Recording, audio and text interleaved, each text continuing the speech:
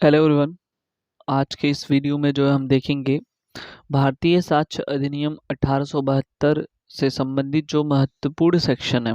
ठीक है, क्योंकि देखो टोटल 167 सेक्शन है, तो हमको जो है सारा सेक्शन जो है नहीं पढ़ना है। एग्ज़ाम के पॉइंट ऑफ व्यू से जो सेक्शन इम्पोर्टेंट है हमको वही जो है पढ़ना है। क्योंकि एग्ज़ाम में क्या होता है कि कुछ सेक्शन ऐसे इम्पोर्टेंट होते हैं कि उससे बार बार जो है क्वेश्चन पूछे जाते हैं, और उससे ही रिलेटेड जो भी केस लॉ प्रिंसिपल्स ठीक है होते हैं वो क्वेश्चन पूछे जाते हैं। तो आज के इस वीडियो में हम यही करने वाले हैं। हम उन्हीं सेक्शंस को जो है देखेंगे और उसके जो इम्पोर्टेंट सिद्धांत वगैरह हैं, प्रिंसिपल हैं, उसको भी देखने की कोशिश करेंगे। ठीक है, तो यदि आप चैनल में नए हुए तो सब्सक्राइब ज़रूर कर लें, वीडियो लास्ट तक देखिए। तो स्टार्ट करते हैं। तो सबसे पहले देखो, भारतीय साक्ष्य जो अधिनियम है, ठीक है, वो कब का है? 1872 का है। ठीक है, और यहाँ पे ये जो जो साक्ष्य अधिनियम है, इसका एक बखूबी ये है कि ये जो है दोनों कंटेन करता है, मतलब डील करता है जो सब्सटेंटिव लॉ से रिलेटेड मैटर है उसको भी, ठीक है, उसमें भी अप्लाई होता है। यानी कि जिसको बोलते हैं मौलिक विधि या सारवान विधि। ठीक है, और प्रोसीजर लॉ जो प्रक्रिया विधि है उसमें भी ये लागू होता है। ठीक है, अब प्रोसीजर लॉ में जो है अभिवचन तथा प्रक्रिया विधि प्लेडिंग एंड प्रोसीजरल लॉ में आता है। फिर लॉ ऑफ एविडेंस में, साक्ष्य विधि में भी। ठीक है, ये तो अब बेसिक चीज़ है, पता होगा। ठीक है, उसके बाद जो है इसमें ये होता है कि किस अभिवचन यानी कि प्लेडिंग में कैसे जो है प्लेन तैयार किया जाता है, फिर उसके जो है कैसे जो है उस पर जवाबदेही तय की जाती है। ये सारा चीज़ जो है जो कुछ भी होगा ना, वो दीवानी प्रक्रिया संहिता के हिसाब से होगा। ठीक है, अगर सीपीसी का मैटर है तो, ठीक है, अगर दीवानी विवाद है तो इससे संबंधित होगा। ठीक है, और अपराध से रिलेटेड होगा तो वो code of criminal procedure 1973 follow होगा। ठीक है, और इन दोनों से रिलेटेड जो साक्ष्य दिए जाएंगे वो साक्ष्य विधि के अंतर्गत जो 1872 का है, जो भी हम पढ़ने वाले हैं, वो सारे चीज़ पे काम करेगा। जैसे किसी तथ्य को साबित करना, गवाहों का परीक्षण करना, और उससे संबंधित नियम, और कौन से तथ्य साबित किए जाएंगे, ग्राह्य है कि नहीं है, एडमिसिबिलिटी है कि नहीं, ये सारी चीज़ें जो है हम लोग साक्ष्य विधि में देखेंगे। एक बार फिर से देखते हैं। तो भारतीय साक्ष्य अधिनियम 1872 जो है केवल जो है मौलिक विधि की बात नहीं करता है, अपितु जो है प्रक्रियात्मक विधि की भी बात करता है। यानी कि it's talks states about the substantive law as well as procedural law. ठीक है, और ये जो साक्ष्य विधि है उसकी साक्ष्य से संबंधित, ग्राह्यता से संबंधित चीज़ों के बारे में बात करता है। ठीक है, अगर हम देखें जो है इसको, तो बेसिकली जो है कैसे डिवाइड हुआ है ये। ठीक है, तो यहाँ पे देखो, हम इसको देख लेते हैं। तो इसको तीन मुख्यतः जब भी पढ़ेंगे हम लोग, और चैप्टर भी इसमें क्या हुआ है, मतलब ये पहले तो तीन भागों में बांट के रखा हुआ है भारतीय साक्ष्य अधिनियम। ठीक है, तो सबसे पहला भाग ये हमको देखो, कई बार एग्जाम में ना ये वाला क्वेश्चन पूछता है। ठीक है, कि किस भाग में क्या है, अध्याय से रिलेटेड क्वेश्चन पूछता है। ठीक है, तो ये पूरा हमको अभी पहला तो हमारा ये काम है कि इसको अच्छे से याद करना है। ठीक है, क्या चीज़ कैसे करना है कि देखो, भाग एक में तथ्यों की सुसंगतता के बारे में बात करता है, यानी कि पहले कौन से तथ्य सुसंगत हैं, कौन से नहीं हैं। ठीक है, जब वो चीज़ सुसंगत हो जाएंगी तो भाग टू में आएगा सबूत पर, यानी कि जो प्रूफ है, ठीक है, उसकी बात करेगा।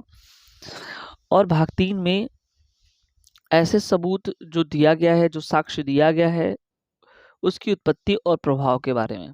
ठीक है, यानी कि production and effect of evidence. ठीक है, फिर से सुन लो। पहला नंबर जो सुसंगतता की बात करता है, रेलेवेंसी ऑफ फैक्ट की बात करता है। ठीक है, दूसरा प्रूफ की बात करता है, तीसरी जो है प्रोडक्शन ऑफ एविडेंस, जो भी हो, साक्ष्य की उत्पत्ति। ठीक है, और उसका प्रभाव क्या होगा।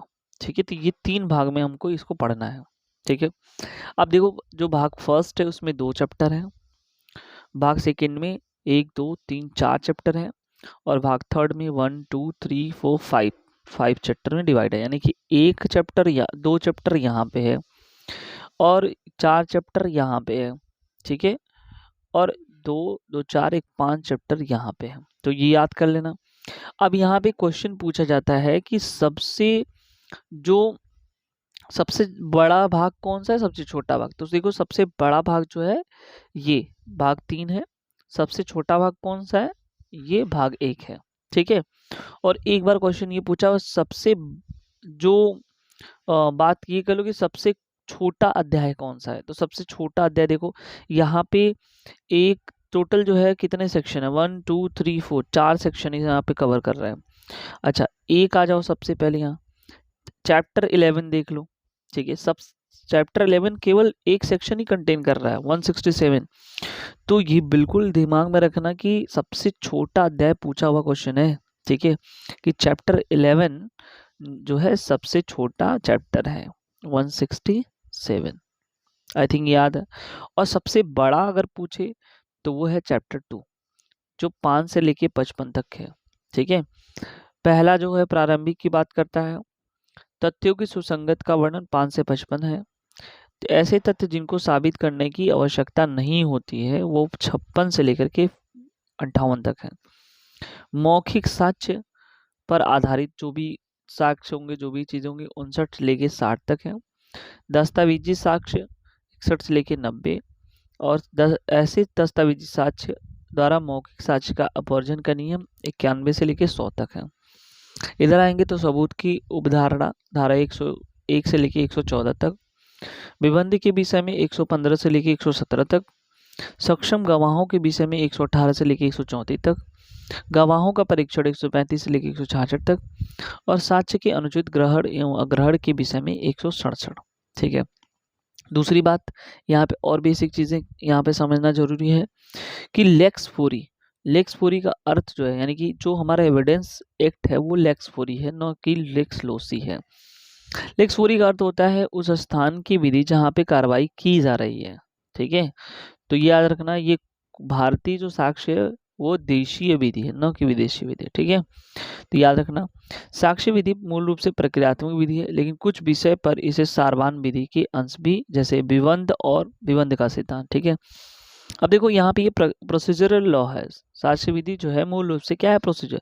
यानी कि अगर तुमसे कोई पूछे कि साक्ष्य विधि प्रोसीजरल है कि सब्सटेंटिव है, तो ये बोथ है, एज वेल एज मतलब प्रोसीजर एंड सब्सटेंटिव। ठीक है, तो विबंध का सिद्धांत जो है, ठीक है,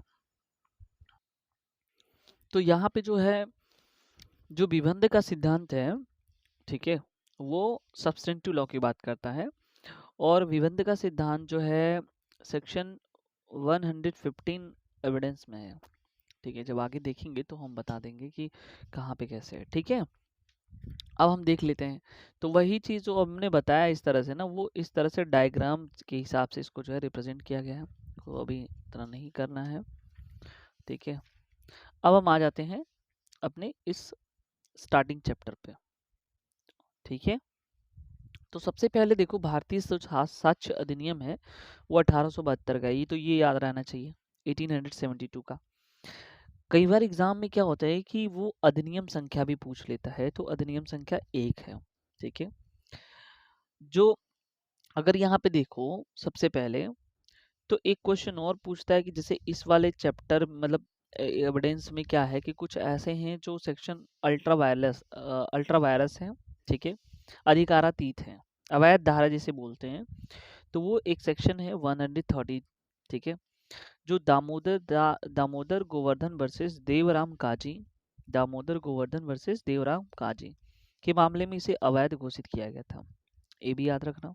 ठीक है, उसके बाद जो है इसमें दो कुछ ऐसे हैं जो क्रिमिनल पे लागू होते हैं, कुछ केवल और केवल सिविल पे लागू होते हैं, ओनली क्रिमिनल और दूसरा ओनली सिविल। तो सेक्शन 105, 30, 53, 53A, 54A, 111 ये जो है क्रिमिनल केसेस पे लागू होते हैं, और सिविल केसेस पे केवल 23, 52, 55, 115, 116, 117 ये जो है क्रिमिनल बात पे लागू होते हैं। ठीक है, अच्छा और चीज़ें एक कई एग्जाम मतलब बहुत सारे स्टेट के एग्जाम में ये देखने के लिए मिला है कि ये जो उद्देशिका है उसका, उसमें क्या होता है कि वो क्या करता है, समीकरण परिभाषा और संशोधन। ठीक है, समीकरण परिभाषा और संशोधन की बात करता है। ठीक है, तो अगर हम बहुत सारे एक्ट्स में देखें तो कई कई जगहों पे तो संशोधन की केवल बात करता है, ठीक है, समीकरण की और को अमेंडमेंट की बात करता है, ठीक है। तो ये चीजें ध्यान से देखना। अगर हम बात करते हैं सीआरपीसी की, ठीक है, तो सीआरपीसी में क्या है, समेकन और संशोधन, ठीक है, उसमें भी ये बात कर रहा है, समेकन और संशोधित करने के लिए बात करता है। तो ये भी याद रखना कि इसमें क्या है, समीकरण संशोधन के अलावा परिभाषा भी है, ठीक है, तो ये भी हमको ध्यान में रखना है। अब देखो, सबसे पहला इसका संशोधन अगर देखा जाए तो सेक्शन 2 में किया गया, इसका जो पहला संशोधन है ना यहाँ पे, ठीक है, तो वो पहला संशोधन क्या है, सेक्शन 2 में किया गया 1938 में। तो ये भी हमको याद रखना है, पहला संशोधन आपसे पूछा जाता है, ठीक है। प्रथम संशोधन कब किया गया, 1938 में, ठीक है। उसके बाद जो है यहाँ पे और सेक्शन 2 और अनुसूची 3 को निश्चित करके 1938 में जो है कर दिया गया था। अब यहाँ पे देख लेते हैं कि और भी प्रथम संशोधन कौन कौन से, आईपीसी में 1870 में किया गया, सीआरपीसी में 1978, कॉन्स्टिट्यूशन में 1951 में प्रथम संशोधन किया गया।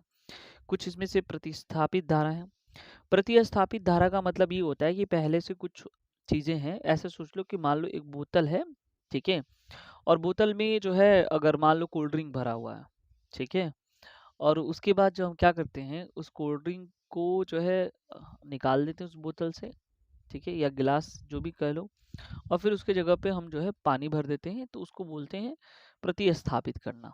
वो जगह सेम है, बस उसको जो है हटा देना, ठीक है।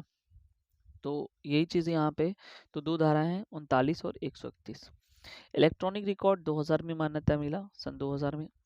2013 में कुछ धाराएं जोड़ी गई, 114A और 119। कौन से समिति से, जीएस वर्मा समिति की सिफारिश पे। साक्ष्य, ये पहले मैंने बता दिया, सिविल और क्रिमिनल दोनों में लागू होते हैं, ठीक है। तो पहला हम सेक्शन देखते हैं चैप्टर फर्स्ट में, जो है संक्षिप्त नाम विस्तार और प्रारंभ। तो ये जो है विस्तार उसका कहाँ होगा, ये जो भी कुछ होगा विषय वस्तु से संबंधित विस्तार होगा। और क्षेत्र की बात करें तो ये जो है पूरे भारत में लागू होगा। यहाँ पे ये जो एक्सेप्ट जम्मू कश्मीर लिखा है, ये 31 अक्टूबर 2019 से जो है राज्य पुनर्गठन जो है जम्मू कश्मीर राज्य पुनर्गठन जो है अधिनियम ले आकर के जो इसको हटा दिया गया, तो ये अभी फिलहाल में एविडेंस जो है पूरे भारत में लागू हुआ है, ठीक है। तो ये चीज़ें हमको ध्यान देना है। और यहाँ पे भी जो है ये यहाँ पे देख सकते हो कि कहाँ पे साक्ष्य विधि लागू होगी, ये लिखा हुआ है 7 विषयों के अतिरिक्त, अतिरिक्त मतलब इन 7 पे लागू नहीं होगी। तो यहाँ से क्वेश्चन पूछता है, ठीक है। जम्मू कश्मीर यानी कि अब तो इसको हटा दो, अब टोटल विषय कितने हो गए, 6 हो गए, ठीक है। बोलो 7 विषय तो नहीं होंगे, 6 विषय होंगे, क्योंकि अब तो जम्मू कश्मीर पे क्या हो रहा है, लागू होगा, तो इसको हटा ही देते हैं। तो आर्मी एक्ट पे लागू नहीं होगा। नावल डिसिप्लिन जो है एक्ट है, इंडियन नेवी डिसिप्लिन एक्ट है, एयरफोर्स है। ये सबसे तो नहीं पूछता है, ये दोनों से आपसे क्वेश्चन पूछता है कि शपथ पत्र पे लागू होगा कि नहीं होगा, मध्यस्थम कार्रवाइयों पे लागू होगा कि नहीं। इन दोनों पे एविडेंस एक्ट लागू नहीं होता है। यहाँ से केस पूछा जाता है सुधा देवी वर्सेस एमपी नारायण का, ठीक है, तो ये भी याद रखना। सेक्शन 2 रिपील्ड है, ऑलरेडी मैं बता चुका हूँ, ठीक है। उसके बाद हम बात करते हैं सेक्शन 3 का। तो सेक्शन 3 में जो है परिभाषा दिया गया है, ठीक है। तो सेक्शन 3 में जो है पूरा निर्वचन खंड है, ठीक है। तो इसमें बस ये याद रखना कि किस चीज़ की परिभाषा है, न्यायालय की परिभाषा है, तथ्य की परिभाषा है, विवादक तथ्य की परिभाषा है, दस्तावेज की परिभाषा है, ठीक है। इन सारी चीज़ों की साबित होना, साक्ष्य ना साबित नहीं, साबित नहीं हुआ, भारत न्यायालय, मतलब देखो इन किसकी किसकी परिभाषा है। तो एक बार पूछा हुआ था क्वेश्चन की सुसंगत तथ्य की परिभाषा कहाँ दिया हुआ है, तो सुसंगत तथ्य को कहीं भी इसमें परिभाषित नहीं किया गया, सुसंगत को बताया गया है, ठीक है, कि सुसंगत तथ्य जो है कहीं नहीं परिभाषित, केवल सुसंगत बताया गया है, ठीक है। अब इसको पूरा डिटेल में तो हम जो है नेक्स्ट वीडियो में कवर करेंगे, मतलब हर एक सेक्शन वाइज से, लेकिन अभी फिलहाल में हम बता दे रहे हैं कि इसमें से क्या क्या बनेगा, ठीक है। दस्तावेज में जो है पब्लिक और जो है प्राइवेट दोनों दस्तावेज आ जाएंगे, ठीक है। कोई भी चीज़ अगर फोटो वगैरह छपा हुआ है, मुद्रा वगैरह, लिथोट्रिप्सी या मतलब लिखा हुआ है कुछ भी, है ना, तो ये सारे चीज़ें जो है यहाँ पे आएंगे। अगर मान लो यहाँ पे लिखा हुआ है मानचित्र, मानचित्र या रेखांक, प्लान, दस्तावेज, धातु पट्ट, ये सब ना, तो ये कोई व्यंग्यात्मक चित्र है वगैरह, तो ये सब जो है यहाँ पे शामिल होंगे। ठीक है, इलेक्ट्रॉनिक अभिलेख की मान्यता मिला, फिर ये भी दस्तावेजी साक्ष्य के रूप में माने जाएंगे। ठीक है, याद रखना। ये देखो यहाँ पे टिप्पणी लिखा हुआ है, न्यायालय शब्द निम्नलिखित शब्द है। अब देखो न्यायालय शब्द में कौन कौन से आते हैं, तो जितने प्रकार के न्यायाधीश होंगे वो भी न्यायालय में आएंगे, सभी मजिस्ट्रेट आएंगे। ठीक है, साक्ष्य लेने के लिए वैध रूप से प्राधिकृत व्यक्ति कोई है तो वो भी लाए, लेकिन मध्यस्थम न्यायालय नहीं होता है। इसके अतिरिक्त जो है उपभोक्ता फोरम तथा आयोग न्यायालय नहीं होता है। इसके केस में बताया गया fiat India private limited versus doctor Zahid Hussain Jilani. ठीक है, तो ये सब चीज़ें हमको याद रखना है। ठीक है, तो अब हम बात करते हैं यहाँ पे, नेक्स्ट देखते हैं। तो यहाँ पे जो है कह रहा है कि तथ्य की बात तो भौतिक और मानसिक दोनों तथ्य होते हैं। ठीक है, भौतिक तथ्य वे तथ्य होते हैं जैसे जो इंद्रियों के बोधगम्य, जैसे चाकू, बंदूक, खून लगा कपड़ा, ये सब तुमको मिलते हैं तो वो भौतिक तत्व कहलाते हैं। ठीक है, याद रखना। उसके बाद मानसिक तथ्य वे तथ्य होते हैं जिनको एहसास किया जा सकता है, देखा नहीं जा सकता है, या ये कह लो कि तुम अपने जो है सेंसेस से तुम उसको फील कर सकते हो, बोध कर सकते हो। ठीक है, जैसे क की हत्या किसने की, तो ये तथ्य कि ख उस क को कल से खोज रहा था। सोचो, तो जैसे एक प्रिजम्पशन है कि मतलब ये मान लो कि आज क की एक हत्या हो गई, तो अब ये चाकू मिला, कुछ और सामान मिला, तो ये इससे ये होगा कि हाँ इससे ये भौतिक जो है वो तथ्य है। ठीक है, लेकिन अगर मानसिक तत्व की बात करें तो ये होगा कि हाँ कल से कोई बंदा जो है इसको खोज रहा था, हो सकता हो उसके द्वारा किया गया हो। ठीक है, तो वो उसका क्या कहलाएगा, मानसिक तत्व कहलाएगा। ठीक है, तो ये अब डेफिनेशन वगैरह तो इसमें नहीं हम देखेंगे, पूछा ही जाता है। और यहाँ पे आप देख सकते हो, तो जो मैंने बताया था साक्ष्य अधिनियम 3 के अंतर्गत शपथ का साक्ष्य नहीं है, सुधा देवी वर्सेस MP नारायण का। ठीक है, एक मोस्ट इंपॉर्टेंट केस यहाँ पे है, state of Maharashtra versus doctor Prafulla का।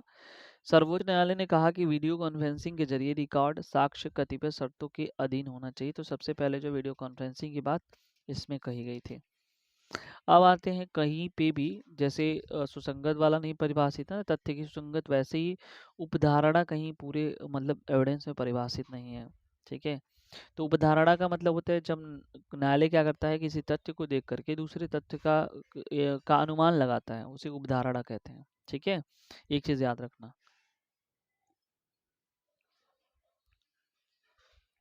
उसके बाद बोलते हैं उपधारणा जो है एविडेंस नहीं होती है, ये भी याद रखना। ठीक है, एक केस यहाँ पे विश्वनाथ वर्सेस अब्दुल का। जब न्यायालय के तथ्य न्यायालय एक तथ्य को शपथ पत्र द्वारा साबित करने के लिए नहीं कहता है तो वह साक्ष्य नहीं है, ये भी याद रखना। फिर सेक्शन 4 में उपधारणा कर सकेगा, बस इतना ही याद रखना।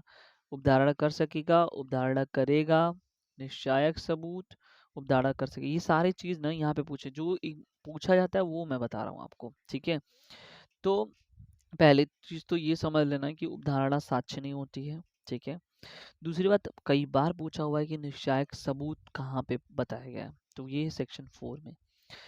सेक्शन 41, 112, 113 निश्चायक सबूत है। ठीक है, याद रखना। इससे एक उपधारणा, तथ्य की उपधारणा संबंधित एक मैगजीन में पूछा हुआ क्वेश्चन है, प्रेजेंटियो होमिनस कहते हैं। ठीक है, जैसे तथ्य की उपधारणा कहते हैं, तो ये याद रखना।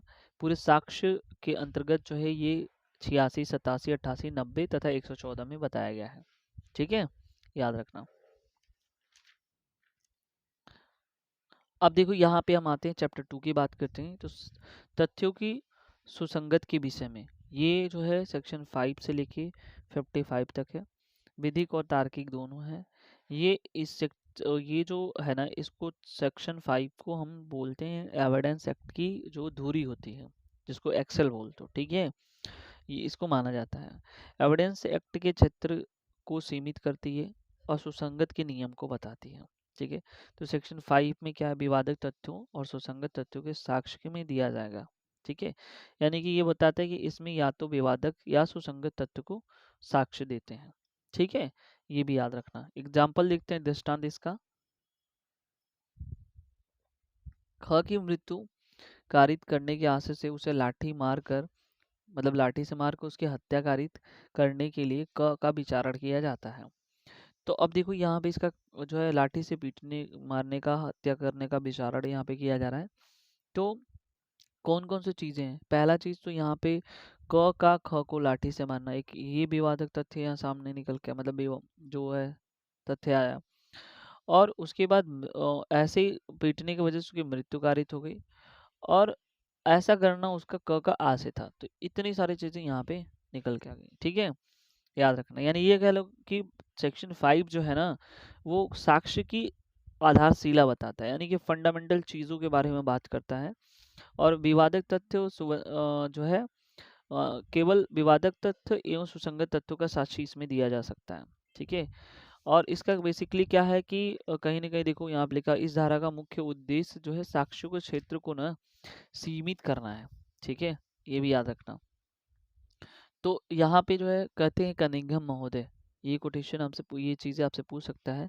इस धारा का बल अंत के शब्दों में है, किन्हीं अन्य को नहीं। जैसे सुसंगत की ग्राह्यता की ये पॉइंट आपको याद करना है। सुसंगति ग्राह्यता की परख अथवा कसौटी है, ठीक है। Relevancy is the touchstone of admissibility, touchstone of admissibility, ये क्वेश्चन पूछा जा सकता है। न्यायाधीश धारा 136 के अनुसार पूछ सकता है कि पेश किया जाने वाला साक्ष्य कैसे सुसंगत होगा, ठीक है। तो ये जो है कनिंघम महोदय का कोटेशन आपको याद करना है। सेक्शन 6 मोस्ट इम्पॉर्टेंट सेक्शन है, रेस जेस्टे का सिद्धांत, जिसे तथ्य एवं कार्य का सिद्धांत बोलते हैं हिंदी में, ठीक है। और सुसंगत तथ्य 6 से लेके 55 है। अगर आपसे पूछे कि जो है तथ्यों की सुसंगतता के बारे में 5 से लेके 55 तक बात कर रहा है, और सुसंगत तथ्य के बारे में 6 से लेके 55 तक बात कर रहा है, तो ये भी याद रखना, ठीक है। इसमें एक केस है आर वर्सेस वेडिंगफील्ड का, ये वो भी लर्न कर लेना, ठीक है। धारा 6, 7, 8, 9 ये सब जो है क्या है, एक तथ्य से जुड़े होने की बात करते हैं, ठीक है। एक बार एक साथ ही क्वेश्चन ये पूछा गया था कि इससे संबंधित है।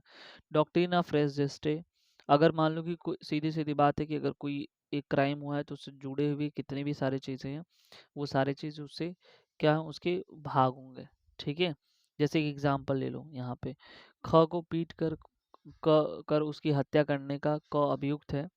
क या ख उस पर खड़े लोगों द्वारा की गई पिटाई के समय अल्पकाल कुछ समय पूर्व या पश्चात किया गया था संभव, मतलब ऐसे सोच लो कि किसी को मारा जा रहा है, पीटा जा रहा है, कुछ लोग वहां देख रहे हैं, कुछ लोग भाग रहे हैं, हाँ। तो जो देखना, भागना, रुकना, है ना, ये सारा चीज जो है ये सब तथ्यों के अंदर मतलब ये उसके संव्यवहार में आएंगे, ठीक है, ये चीज़ याद रखना। तो यहाँ पे कुछ केस है, ये समझना। रटन वर्सेस क्वीन का है, आर वर्सेस फोस्टर का है, आंध्र प्रदेश वर्सेस पी सत्यनारायण का है, ठीक है।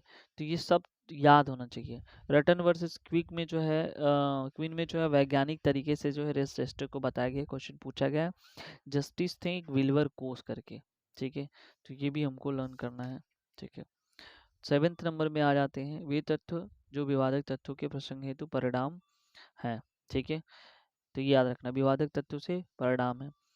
तो यहाँ पे एक दृष्टांत पूछा जाता है। प्रश्न यह है कि क्या क ने ख की हत्या की। अगर ये क्वेश्चन उठे कि क्या ने इसने हत्या की, तो उस स्थान जहाँ हत्या की गई थी वहां पे लोग जाएंगे और उसे चेक करेंगे कि वहाँ की समीप जो भूमि है, अगर सना हुआ है, मतलब ऐसे नहीं कि मतलब थोड़ा सा गीला टाइप में है, तो वो गुत्थम गुत्था से बना हो। गुत्थम गुत्था का मतलब ये है कि वहाँ पे पूरा जो है ऐसा लगता है कि यहाँ पे जो है काफ़ी जो है कई बार जो है मशक्कत किया गया है ना।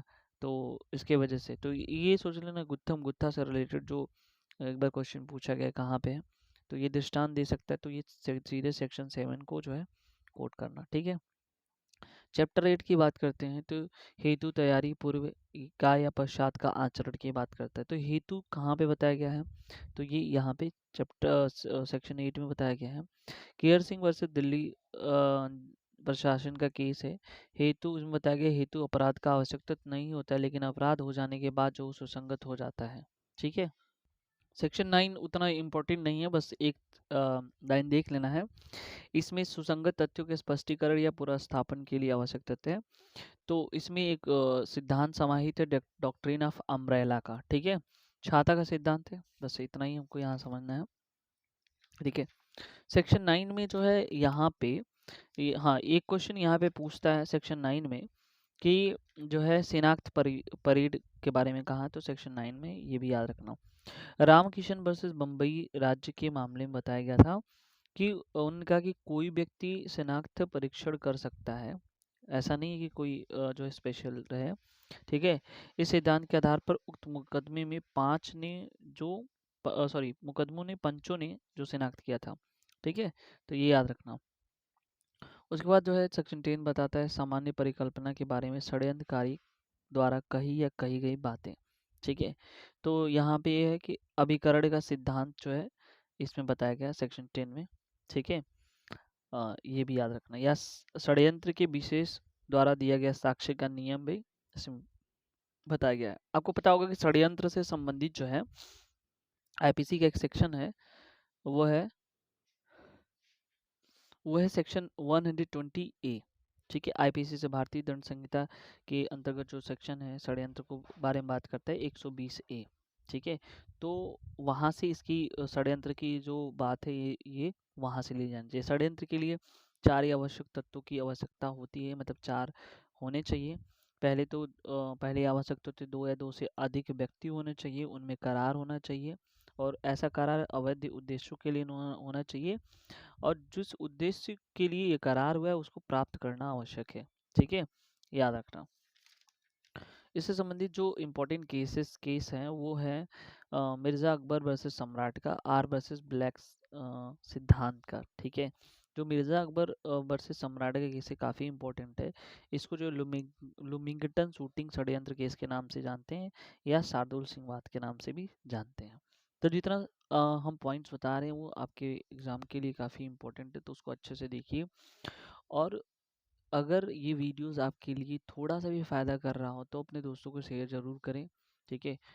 और ये चैनल अगर नए व्यूअर्स हो तो नए चैनल में सब्सक्राइब ज़रूर कर लें, ठीक है। क्योंकि हम ऐसे ही करके हर एक एक्ट को जो है डिस्कस करेंगे, ठीक है। ट्राई करेंगे कि जल्द से जल्द छोटा से छोटा वीडियोस बने, बट एक्सप्लेन करने में थोड़ा टाइम लगता है, तो चीज़ें लंबी हो जाती हैं, ठीक है। तो आराम से मतलब धैर्य बना कर के पढ़िए। और जो लोग बिल्कुल मतलब ये सोच लो कि 5 मिनट वाले हैं, 5 मिनट में पूरा जो है साम्राज्य खरीदना चाहते, तो वो बिल्कुल मत रुकें यहाँ पे, ठीक है। वो यूट्यूब पे बहुत सारे वीडियोस हैं, वहाँ से जो है वो आप भाई देख सकते हैं, बट यहाँ पे जो है कंटेंट मिल रहे हैं, ठीक है। अगर आप एग्जाम में हमारे इस वीडियो को देख के जा रहे हैं तो आपको रियलिटी में लगे कि हाँ जो है आपको क्वेश्चन मिल रहा है, ठीक है। तो इस चीज़ पे बिल्कुल फोकस बनाए रखिए। तो अब हम बात करते हैं सेक्शन 11 की, ठीक है। तो सेक्शन 11 जो है बात करता है वे तथ्य जो अन्यथा सुसंगत नहीं है कब सुसंगत होंगे, ठीक है। वे तथ्य जो अन्यथा सुसंगत नहीं है तब सुसंगत होंगे यदि वे किसी विवादक तथ्य या सुसंगत तथ्य के असंगत होते हैं, ठीक है। ये सारा चीज पढ़ने की बात नहीं, यहाँ से अंदर से क्वेश्चन नहीं आता है। बस इसमें ये जो सिद्धांत पूछा जाता है वो पूछा जाता है कि जो है इस वाले सेक्शन को वकीलों का स्वर्ग कहा जाता है, ठीक है। इस वाले सेक्शन को क्या बोलते हैं, वकीलों का स्वर्ग बोलते हैं, ठीक है। क्योंकि अधिकतर सबसे पहला बचाव तो यहीं पे ले लेते हैं, ठीक है। तो यहाँ पे हम ये कह सकते हैं कि अन्यत्र होने का सिद्धांत इसमें समाहित है, ठीक है, जिसको बोलते हैं प्ली ऑफ एलिबाई। क्या बोलते हैं, प्ली ऑफ एलिबाई, अन्यत्र होने का सिद्धांत, ठीक है। इसी ही सेक्शन को बोलते हैं संभावनाओं का धारा, ठीक है। या इसमें क्या होता है कि विसंगत बातें भी धारा 11 में सुसंगत मान ली जाती हैं, ठीक है। वकीलों का स्वर्ग कहते हैं, प्ली ऑफ एलिबाई है, देखो वकीलों का स्वर्ग। सुसंगतता के बारे में अवशेषी धारा सेक्शन 11 है, ठीक है। अब देखो यहाँ पे कुछ कमेंट में क्या लिखा हुआ है नोट्स में, तो ये बोला है कि निसंदेह धारा 11 बहुत व्यापक है, इसके अंतर 2 खंड हैं। प्रथम खंड के अनुसार वे तत्व विवादक तत्व या सुसंगत तत्व से असंगत हैं वे भी सुसंगत होंगे। यानी कि ये कह लो कि जो वो विवादक तथ्य जो सुसंगत तथ्य से असंगत है वो भी सुसंगत होंगे। दूसरे खंड में ये बताया गया है कि इसके अनुसार वे तत्व जो स्वयं या किसी अन्य तत्व के संसर्ग में किसी विवादक तत्व का अस्तित्व अत्यधिक संभव असंभव बनाते हैं, अरे संभव उसको असंगत बनाते हैं। अगर कोई ऐसा तत्व है तो वो भी सुसंगत माना जाएगा, ठीक है।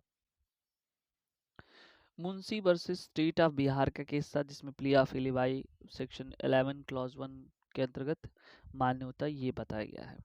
ठीक है, उसके बाद जो है यहाँ पे जो है हम बात 12 जो है पूछा नहीं जाता उतना। ठीक है, सेक्शन 13 आपको ध्यान में रखना है। ठीक है, अधिकार और रूढ़ि प्रश्नगत हैं तब सुसंगत तत्व है। ठीक है, रूढ़ि को मान्यता देने वाले ये कौन कौन से जो है सेक्शन है, तो सेक्शन 13 क्लास 4, 32 क्लास 4, 32 क्लास 7, 48, 49, 92 का प्रोविजन नंबर 5। इतने सारे सेक्शन है जो एविडेंस में रूढ़ि की बात करते हैं।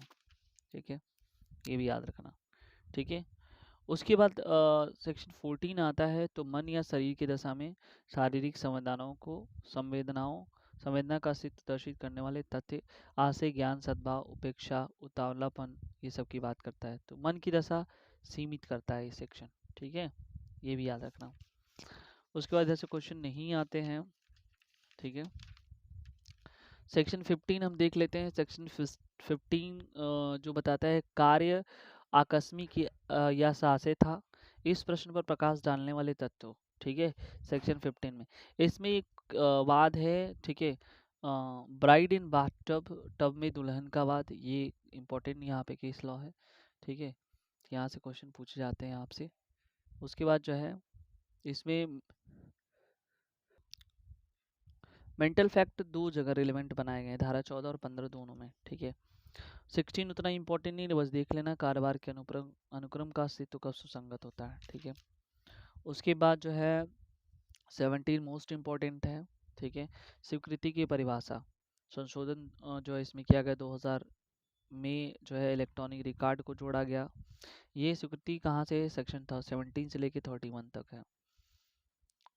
भारत में जो स्वीकृति है केवल तथ्य के बारे में है, जबकि इंग्लैंड में जो है विधि और तथ्य दोनों के बारे में सुसंगत माना गया है। ठीक है, तो ये याद रखना। 17 किन आधारों पर इसके 4 आवश्यक तत्व हैं, कथन, मौखिक और दस्तावेजी या इलेक्ट्रॉनिक रूप में होना चाहिए स्वीकृति, विवादक तथ्य या सुसंगत तथ्य को निष्कर्ष को इंगित कर रहा हो, 18, 19 और 20 में वर्णित व्यक्तियों द्वारा किया गया हो। ठीक है, उक्त धाराओं में वर्णित परिस्थितियों में किया गया हो, ये याद रखना। किसके द्वारा की जा सकती है, कोई कार्रवाई का पक्षकार वो कर सकता है, या उस पक्षकार के द्वारा कोई अथॉराइज्ड जो है अभिकर्ता हो, एजेंट हो, वो कर सकता है। ऐसे पक्षकार जो प्रतिनिधि की हैसियत में हो। ठीक है, यानी कि रिप्रेजेंटेटिव कैरेक्टर शो कर रहा हो, कार्यवाही में हितबद्ध व्यक्ति हो। ठीक है, यानी कि जो है interested in the subject matter of the proceeding होना चाहिए, पूर्ववर्ती हक वाला हो, the person having the previous title, पर व्यक्ति के कथन या स्वीकृतियाँ, मध्यस्थ की स्वीकृति, ये सारी चीज़ें यहाँ पे है। कितने प्रकार के होते हैं, एक औपचारिक और न्यायिक स्वीकृति होती है, अनौपचारिक और आकस्मिक होती है, आचरण द्वारा स्वीकृति होती है। न्यायालय के अंदर होगा तो साबित करना आवश्यक नहीं है, सेक्शन 58 बताता है, और न्यायालय के बाहर अगर स्वीकृति होगी तो साबित करना आवश्यक होता है। ठीक है, उसके बाद जो है सेक्शन 18 देखते हैं। जो है ये इम्पोर्टेंट नहीं है, सेक्शन 18, 19। ठीक है, इसको छोड़ देना। उसके बाद सेक्शन 20 जो है वाद के पक्षकार द्वारा अभिव्यक्त रूप से निर्दिष्ट व्यक्तियों द्वारा स्वीकृति, रेफरी या निर्णायक का सिद्धांत इसे कहते हैं। ठीक है, 21 इम्पोर्टेंट नहीं है। ठीक है, 22 देख लेना, दस्तावेज के अंतर्वस्त्र के बारे में मौखिक स्वीकृतियां कब सुसंगत होंगी, ये भी नहीं पूछा जाता है। 22A कब इलेक्ट्रॉनिक अभिलेख अंतर्वस्तुओं के संबंधित मौखिक स्वीकृति सुसंगत होंगी। 23 पूछा जाता है सिविल मामलों में स्वीकृतियां कब सुसंगत होंगी, तो सिविल कौन सी धारा इसमें से एलिमिनेट करने के लिए आता है, 23, 52, 55, 155, 116, 117, ये सब सिविल मामलों में, ये पूरा याद कर लेना। ठीक है, यहाँ से क्वेश्चन पूछा जाता है। 24 से लेके 30 तक संस्कृति की बात किया गया है, तो 24 से लेके 30 तक, तो ये आपसे पूछ सकता है उत्प्रेरणा, वचन, धमकी से किया गया जो है संस्कृति क्या होगा, वो विसंगत माना जाएगा। ठीक है, ये भी याद रखना। यहाँ पे लिखा हुआ स्वीकृति शब्द दीवानी अपराधी दोनों कार्यवाही में प्रयुक्त होता है, जबकि संस्कृति केवल आपराधिक कार्यों में प्रयुक्त होता है। ठीक है, ये भी याद रखना। Pagla Narayan versus state of emperor, Balwinder Kaur Punjab राज्य, Agnu Nageshia versus state of Bihar, ये केसेस आप देख सकते हैं। ठीक है, संस्कृति कैसे होती है, ये दो टाइप की होती हैं यहाँ पे, एक जुडिशियल होता है, दूसरा एक्स्ट्रा जुडिशियल यानी कि न्यायिक, और दूसरा न्यायिक न्यायिकेतर होता है। न्यायिक संस्कृतियां वे हैं जो एक मजिस्ट्रेट या न्यायालय के समक्ष विधिक कार्रवाई के दौरान की जाती हैं, जबकि न्यायिकेतर न्यायालय के बाहर की जाती हैं। या अगर न्यायिक संस्कृति की हो, ठीक है, तो साबित करने की आवश्यकता नहीं है, लेकिन जो न्यायालय के बाहर की अगर स्वीकृति है उसे साबित करने की आवश्यकता होती है। ये भी याद रखना है, ठीक है। 25 इंपॉर्टेंट नहीं है, 26 में 26 देख लेना है, ठीक है। हाँ, 25 एक बार देख लेना, यहाँ पे 25 में ये पूछा, पुलिस ऑफिसर से की गई संस्कृति का साबित न किया जाना, ठीक है। किसी पुलिस ऑफिसर से की गई संस्कृति किसी अपराध के अभियुक्त व्यक्ति के विरुद्ध साबित नहीं किया जाएगा, ये भी याद रखना, ठीक है। 26 में न्यायिक संस्कृति की बात करता है, ये भी याद रखना। सिंघाड़ा, उत्तर प्रदेश वर्सेस सिंघाड़ा सिंह का ये केस है, ये बिल्कुल याद रखना, ठीक है, कि किससे रिलेटेड है, लीडिंग केस है ये, ठीक है। 27 में बताया अभियुक्त से प्राप्त जानकारी में से कितनी साबित की जा सकेगी, ठीक है। तो ये याद रखना, इसमें केसेस पूछे जाते हैं, ठीक है।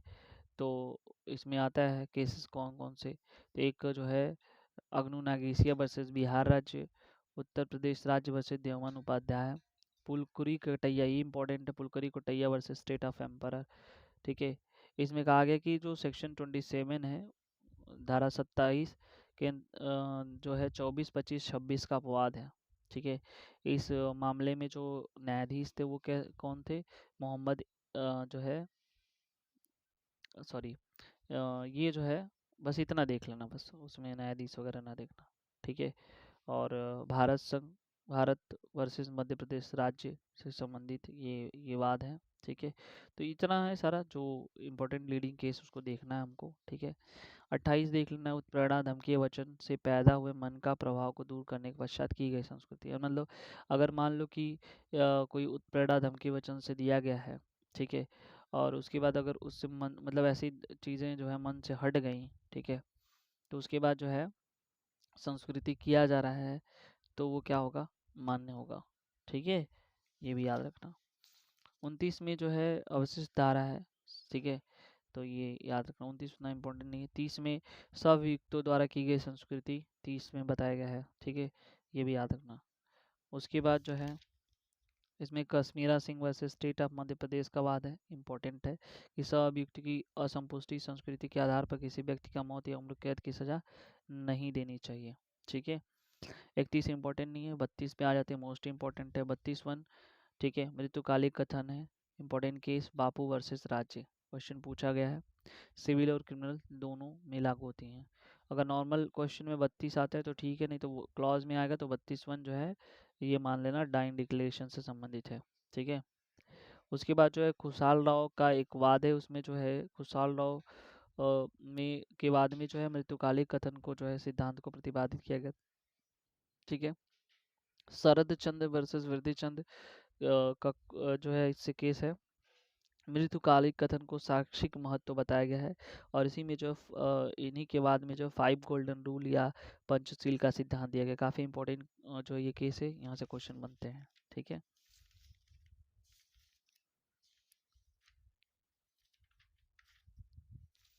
उसके बाद 33 इंपॉर्टेंट नहीं है उतना, लेकिन देख सकते हो यहाँ पे इस साक्ष्य के कथित तथ्यों की सत्ता के पार्श्ववर्ती कार्रवाई करने के लिए साक्ष्य की सुसंगति, एक दो बार क्वेश्चन पूछा हुआ है। यहाँ पे इम्पोर्टेंट है 34, तो विशेष परिस्थितियों में किए गए कथन, तो ये लेखा और प्रविष्टि की बात करता है, प्राइवेट वही खाता, ठीक है, तो ये देख लेना यहाँ पे। तो प्राइवेट वही खाता पूछेगा, 34 मारना है, ठीक है। कर्तव्य पालन की गई लोक अभिलेख प्रविष्टियाँ यानी कि सरकारी वही खाता की बात करते हैं तो 35 है, ठीक है। उसके बाद जो है यहाँ पे हम देख लेते हैं सेक्शन 40, जो प्रांग न्याय का सिद्धांत या पूर्ववर्ती निर्णय सुसंगत होंगे, इसके बारे में बात करता है। द्वितीय वाद या विचारण के वारात पूर्ण निर्णय सुसंगत है, ये क्वेश्चन है। सिविल और क्रिमिनल दोनों में लागू होते हैं, याद रखना। सेक्शन 41 लोकलक्षी होता है ना, दो चीज़, राइट इन रेम, राइट इन पर्सोनम, तो ये राइट इन रेम है, ठीक है, ये भी याद रखना। उसके बाद यहाँ पे आ जाता है 44 नंबर, पूर्ववर्ती निर्णय पर आपत्ति अगर हो तो ये 44 है। मोस्ट इंपॉर्टेंट है सेक्शन 45 विशेषज्ञों की राय, ठीक है, मित्र धारा जिसको बोलते हैं, ठीक है। मित्र धारा का मतलब ये है, क्योंकि यहाँ पे ना क्या होता है कि जबकि न्यायालय की विदेशी विधि या विज्ञान की कला किसी बात पे या कोई अंगुली चिन्ह, तो मतलब विशेष कोई किसी की ज़रूरत रहती है कि वहाँ पे विशेषज्ञ की, वहाँ पे उसकी राय ली जाती है। ठीक है, ये इसलिए कहा जाता है इसको मित्र धारा के नाम से। ठीक है, तो ये याद रखना। 5 विषयों पर विशेषज्ञों की राय ली जा सकती है। ठीक है, ये याद रखना। तो 5 विषय कौन-कौन से हैं? विशेषज्ञ कौन है?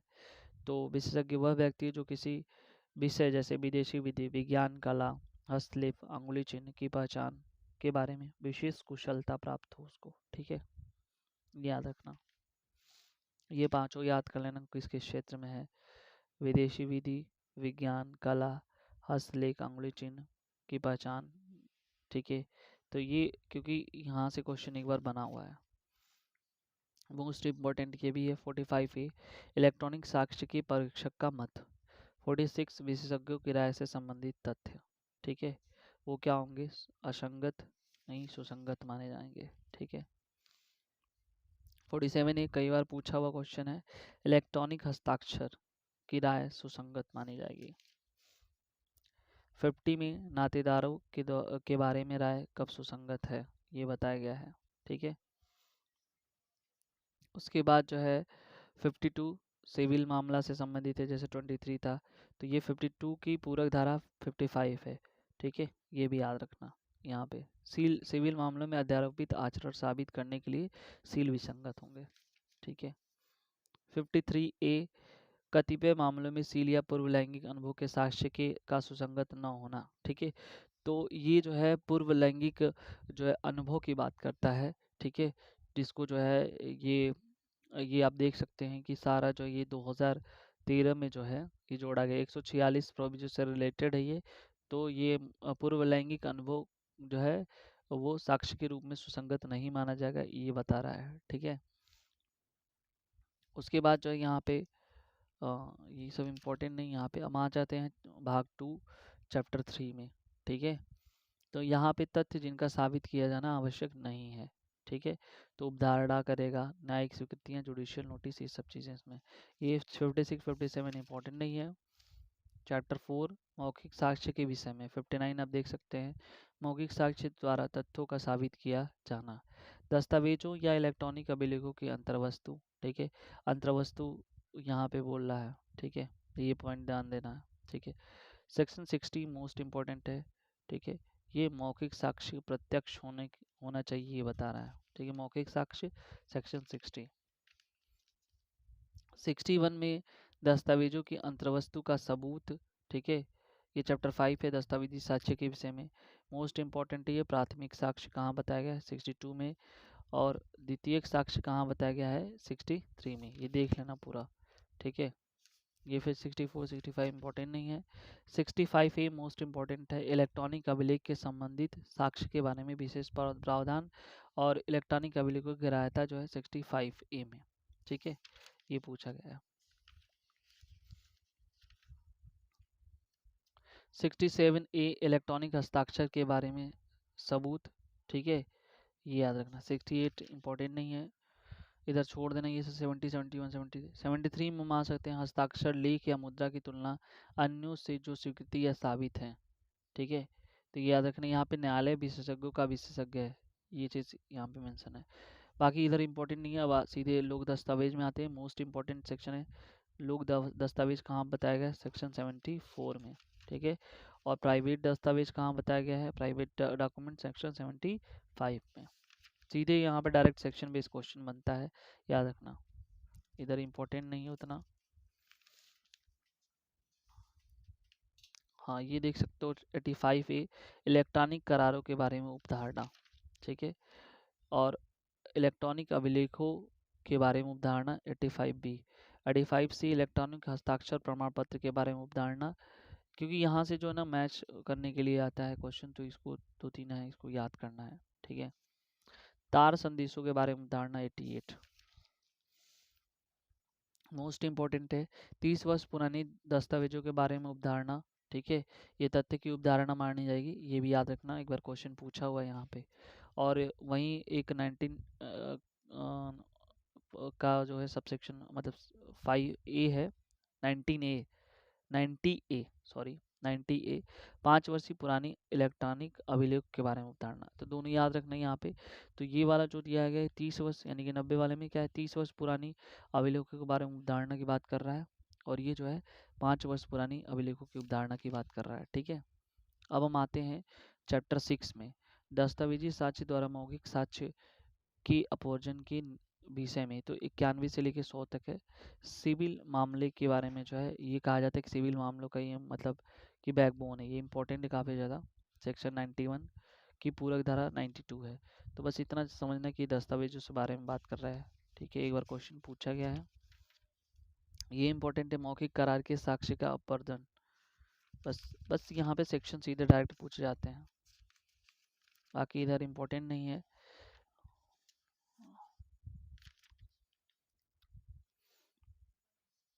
उसके बाद हम सीधे आ जाते हैं भाग 3।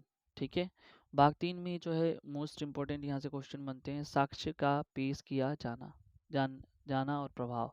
ठीक है, तो जो सामान्य नियम है वो 101 से लेकर के 105 तक है। अपवाद 106 से लेकर 114 में दिया गया है।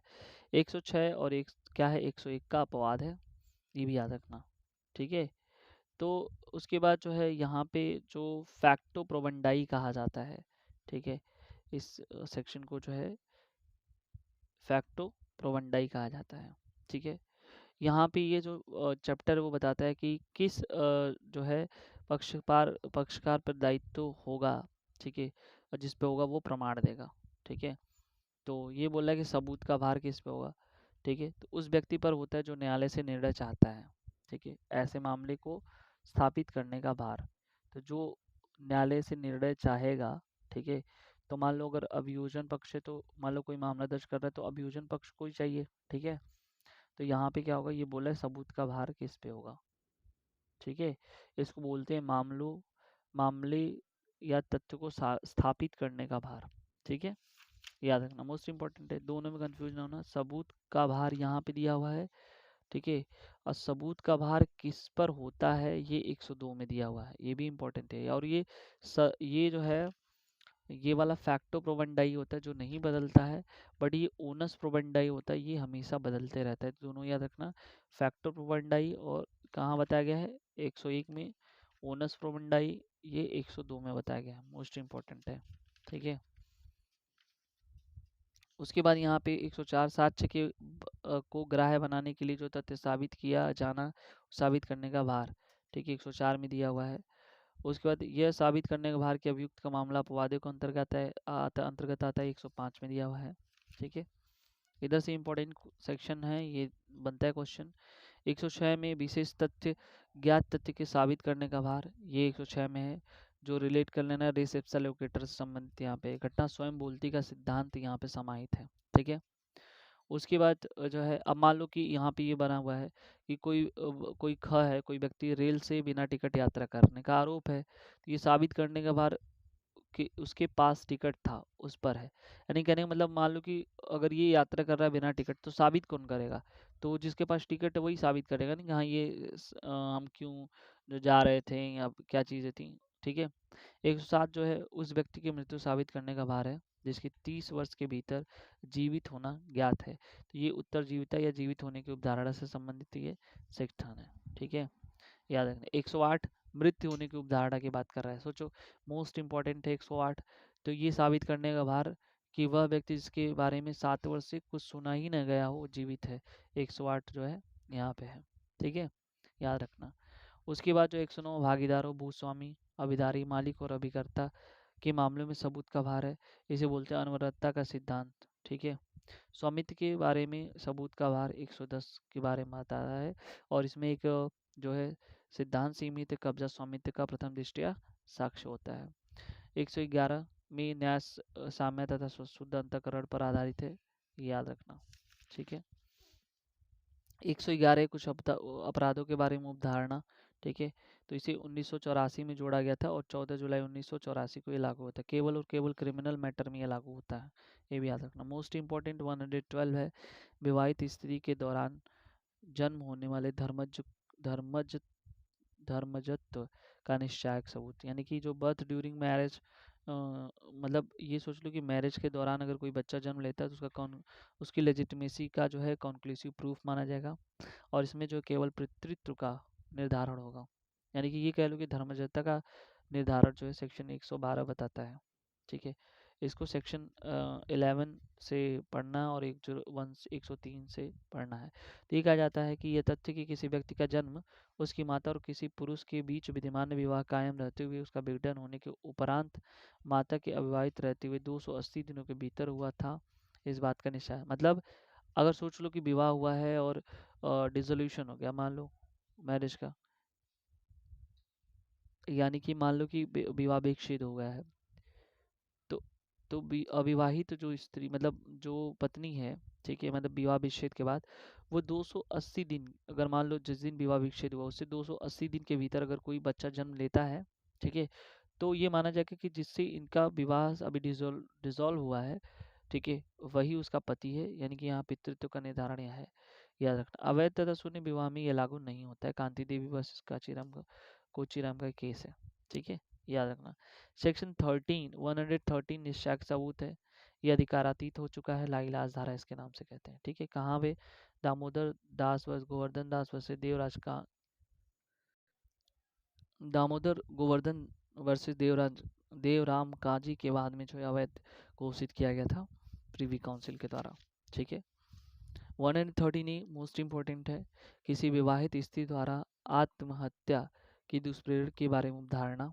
ठीक है, तो ये याद रखना, वो 113 1983 में जोड़ा गया था, मोस्ट इम्पोर्टेंट है। ठीक है, उसके बाद जो है यहाँ पे 113 भी मोस्ट इम्पोर्टेंट है, दहेज मृत्यु के बारे में उपधारणा। ठीक है, 113 बी में दिया हुआ है। ठीक है, तो ये बी से समझ लेना ब्राइड। ठीक है, ब्राइड का मतलब दुल्हन होता है, तो दहेज की पता है ये दहेज वगैरह जो दुल्हन से रिलेटेड है, तो कुछ ऐसे ही ट्रिक करके याद करना ताकि याद हो जाए। ठीक है, तो ये हो गया। उसके बाद 114 ये सब सेक्शन बहुत इंपॉर्टेंट है। दुराचार के बारे में अवधारणा का प्रावधान, ये भी याद रखना, 1983 में जोड़ा गया था। फिर बाद में इसे 2013 में जो है JS वर्मा की समिति में नए सिरे से जो है फिर से उसको सही किया गया, याद रखना। Tukaram versus state of Maharashtra जो है, जिसे जिसका उपनाम मथुराबाद के नाम से भी जानते हैं, यहाँ से इम्पोर्टेंट है, ये भी याद रखना। ठीक है, इसमें जो नए सिरे से जो जोड़े गए सेक्शन 140A 119 जो डम विटनेस की बात कर रहा है, 3 फरवरी 2013 को पूरी तरह से लागू कर दिया गया था। ठीक है, मोस्ट इम्पोर्टेंट पॉइंट चैप्टर विबंध 115 में बताया गया है। इससे संबंधित इम्पोर्टेंट केस है Sharad Chande versus Gopal Chandra Laha, Pickett versus CS, Balwinder Kaur versus state of Punjab, केवल दीवानी मामलों में लागू होते हैं। तो और भी केसेस हैं, आप देख सकते हैं यहाँ पे। विबंध से संबंधित 3 सूत्र दिए गए हैं। पहला, कोई व्यक्ति अपना दोषपूर्ण कार्य का लाभ नहीं उठा सकता है। तो ये कोटेशन याद, आप गर्म एवं ठंडी सांस एक साथ नहीं ले सकते हैं। ये शिव श्याम वर्सेस उत्तर प्रदेश राज्य में बताया गया है। ठीक है, आप एक ही समय में स्वीकार और अस्वीकार दोनों नहीं कर सकते हैं। पुरुषोत्तम वर्सेस भगवत शरण में बताया गया है, जो परस्पर विरोधी बातें करता है उसे नहीं सुना जाना चाहिए। एलिगेंस कॉन्टारिया नॉसेट ऑडियंडस, ठीक है, ये एक लीगल मैगजीन है। श्री कृष्ण वर्सेस कुरुक्षेत्र यूनिवर्सिटी, तो ये भी इम्पोर्टेंट है। ठीक है, विबंध 3 टाइप के होते हैं, अभिलेख द्वारा, विलेख द्वारा, आचरण द्वारा। ठीक है, इसका अपवाद या सत्यता द्वारा दोनों पक्षकार को ज्ञात हो, विधि के प्रश्न पर विबंध नहीं होता है, कानून के विरुद्ध कोई विबंध नहीं होता है। ठीक है, शरद चंडे वर्सेस गोपाल चंद लाहा का केस इंपॉर्टेंट है, इससे आप देख सकते हैं। ठीक है, उसके बाद अब आ जाते हैं चैप्टर 9 में, साक्षियों के विषय में, जो 118 से लेकर 134 तक बात करता है। कौन साक्ष्य दे सकेगा, 118 में बात कर रहा है। कोई पागल व्यक्ति साक्ष्य देने के लिए अक्षम है, मतलब सक्षम नहीं, वो नहीं दे सकता है जब तक कि वह पागलपन की स्थिति में है। जिस टाइम वो सही हो सकता है, वो शख्स, मतलब होता है ना कि कई बार सही हो जाते हैं, तो उस टाइम वो दे सकता है। ठीक है, जो सक्षमता है एक नियम है, और अक्षमता क्या है, एक अपवाद है, ये भी याद रखना। उसके बाद जो है मोस्ट इम्पोर्टेंट क्वेश्चन है, सेक्शन है 119, साक्षी का मौखिक रूप से संसूचित करने में समर्थ होना, यानी कि वो मूक साक्षी माना जाएगा। डम विटनेस सेक्शन यहाँ पे दिया है, 2013 में प्रतिस्थापित किया गया था। ठीक है, ये भी याद रखना। और ऐसा जो डम विटनेस के द्वारा दिया गया साक्ष्य वो कैसा माना साक्ष्य? ओरल एविडेंस यानी मौखिक साक्ष्य माना जाएगा।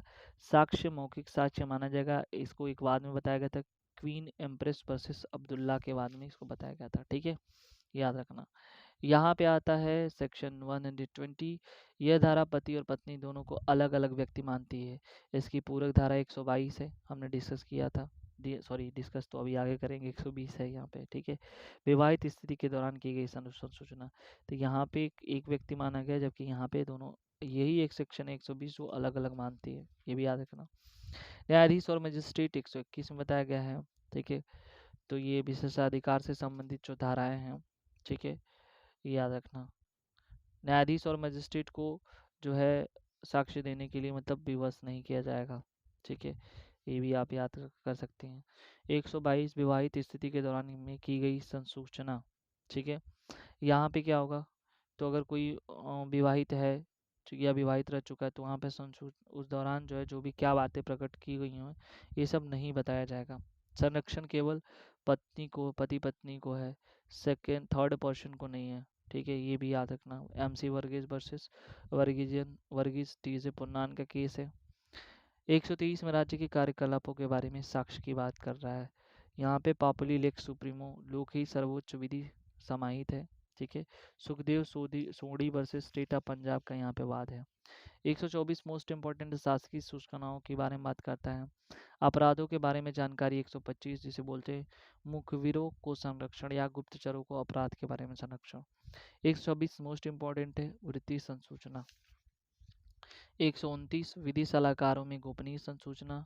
130 में जो साक्षी पक्षकार नहीं है उसके हक विलेखों का पेश किया जाना, ये भी इम्पोर्टेंट है।